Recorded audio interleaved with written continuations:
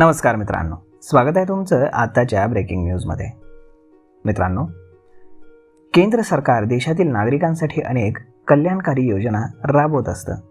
देशातील अनेक लोकांना सरकारी योजनांचा लाभ देखील मिळतोय, ज्यामध्ये बहुतांश गरीब आणि गरजू लोकांचा देखील समावेश आहे. राष्ट्रीय अन्न सुरक्षा योजनेअंतर्गत गरीब आणि गरजू लोकांना अत्यंत कमी दरामध्ये रेशन हे मिळत असतं. दरम्यान आता केंद्र सरकारनं कार्ड धारकांसाठी नवीन नियम लागू केला आहे. रेशन कार्डचं KYC न केल्यास 1 नोव्हेंबरपासून, लक्षात घ्या, 1 नोव्हेंबर 2024 पासून रेशन हे बंद केलं जाणार आहे.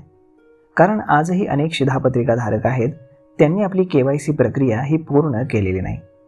त्यामुळे तुम्ही सर्व कार्ड धारकांनी 31 ऑक्टोबरपूर्वी eKYC करून घेणं अत्यंत आवश्यक आहे.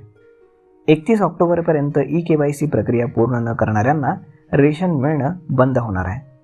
अशा लोकांची नावं देखील शिधापत्रिकांवरून काढून टाकली जातील आणि ज्यांनी eKYC केलं नसेल त्यांची शिधापत्रिका रद्द देखील केली जाईल. यानंतर या लोकांना सरकारच्या रेशन योजनेचा लाभ बिलकुल मिळणार नाही आहे.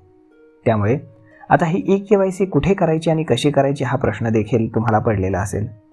तर आपले रेशन दुकान जिथे आहे तर तिथेच जाऊन आपल्याला eKYC पूर्ण करायची आहे.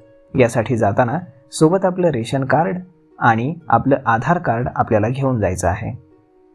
तर मित्रांनो, अशा पद्धतीनं जर तुम्ही तुमचं eKYC पूर्ण केलेलं नसेल तर 31 ऑक्टोबरपर्यंतची मुदत आहे, तर तोपर्यंत आपण आपलं eKYC पूर्ण करणं बंधनकारक आहे. तर मग मित्रांनो, भेटूयात पुढच्या एका नवीन व्हिडिओमध्ये. तोपर्यंत तुम्हाला आजचा हा व्हिडिओ कसा वाटला हे तुम्ही आम्हाला कमेंट करून नक्कीच सांगा. आणि जर आवडला असेल तर आपल्या जवळच्या मित्रमंडळींसोबत देखील हा व्हिडिओ तुम्ही शेअर करायला विसरू नका. धन्यवाद.